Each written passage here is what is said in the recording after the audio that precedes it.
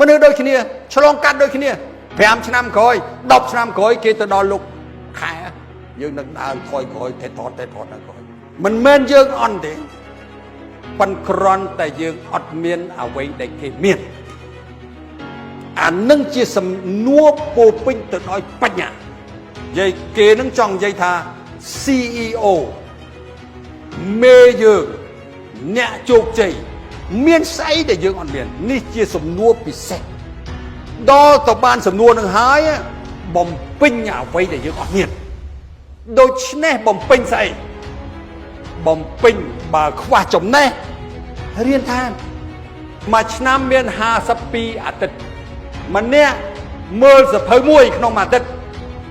គាត់មើលមួយឆ្នាំបាន52សៀវភៅ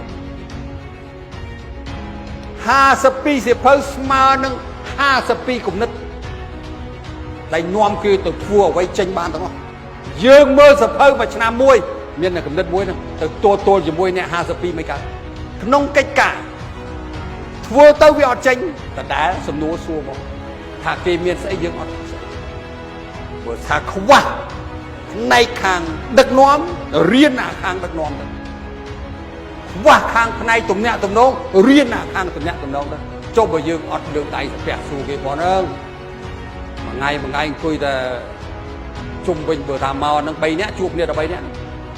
ប៉ុន្តែម្នាក់ទៀតគាត់ដើរជំរាបសួរគេ30នាក់អានោះចាញ់គេហ៎អូទំនាក់ទំនងធំហ៎មនុស្សខុសគ្នាតែប៉ុណ្ណឹងខុសគ្នាត្រឹមតែប៉ុណ្ណឹង